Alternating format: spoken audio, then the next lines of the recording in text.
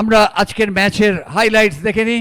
সারা match জুড়ে দাপটের সঙ্গে খেলেছে মোহনবাগান সুপার জায়ান্ট। আক্রমণ আক্রমণ আর আক্রমণ, এটি ছিল প্রথমার্ধের খেলা।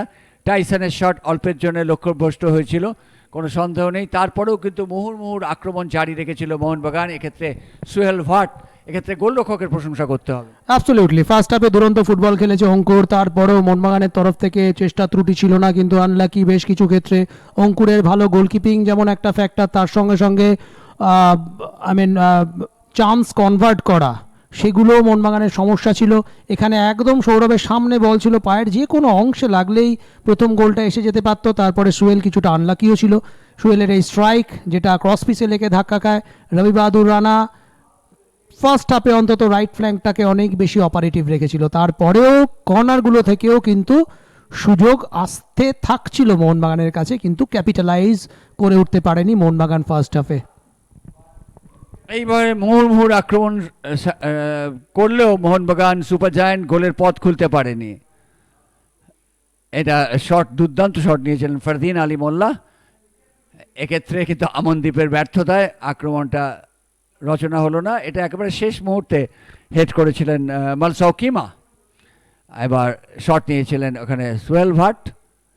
এইভাবেই প্রথমার্ধের খেলা গোলশূন্য থেকে যায়। দ্বিতীয়ার্ধে শুরু থেকেই আবার মোহনবাগান সুপার জায়ান্ট আক্রমণে এসেছিল এবং কর্নার আদায় করেছে বারে বারে।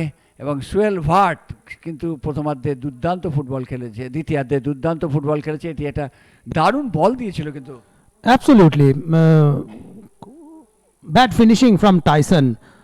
সুহেল বারবার ডিফেন্ডারের পেছনে রান করেছে, এক্ষেত্রেও অঙ্কুর কিন্তু খুব কুইকলি পোস্ট থেকে বেরিয়ে এসছে।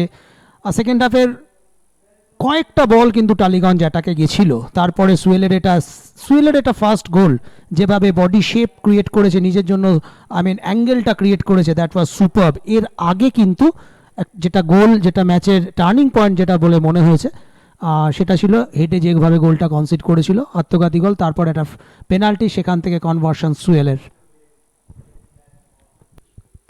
সোহেল ভাট মাথা ঠান্ডা রেখে বলটাকে গোলের পথ দেখিয়ে দিয়েছেন। গোলরক্ষক ডান দিকে ঝাঁপিয়েছিলেন, বাঁ দিকে সোহেল ভাট তারপরেই একটি শট নিয়েছিলেন, অল্পের জন্য লক্ষ্যভ্রষ্ট হয়। তারপরে সোহেল ভাটের সেই মহেন্দ্রক্ষণ আসে, যেখানে পুশ করে দিয়ে তার হ্যাট্রিকটি করেন। বিউটিফুল বল রবি বাহাদুর রানার, একেবারে ইঞ্চ পারফেক্ট, একদম অন রাশিং সুহেলের সামনে। খুব একটা কিছু করণীয় ছিল না, বাট যেটা করার দরকার ছিল গোল করা, এবং এইভাবেই নিজের ফার্স্ট হ্যাট্রিকটা তুলে আনে। তারপরেও টালিগঞ্জ টিম অ্যাটাকে এসেছিল এবং এটা ছিল ব্রিলিয়ান্ট ক্রস, যেখান থেকে টালিগঞ্জ তাদের ম্যাচের একমাত্র গোলটি পায়। এবং এক্ষেত্রে গোলটি করেছিলেন তাদের শামীম। এটাও আমার মনে হয়েছে সৌরভের কাঁধে লেগে বলটা গোল হয়েছে, আমার মনে হয় না শামীমের গোল। শামীম লাস্ট টাচটা দিয়েছে যখন, ততক্ষণে বল কিন্তু ক্রস করে গেছে লাইন। আরেকটা সুযোগ ছিল এক্ষেত্রে। এবার দেখুন শেষ গোলটা, যেটা সালাউদ্দিনের, অসাধারণ, একেবারে শ্রেষ্ঠ গোল আজকের দিনে, কোনো সন্দেহ নেই। একেবারে বিউটিফুল গোল, কোয়ালিটি গোল, ব্রিলিয়ান্ট। নিজের প্রেফার্ড ফুট, তারপরে বাঁ পায়ে স্ট্রাইক, গোল। আজকের ম্যাচ জিতে গেল।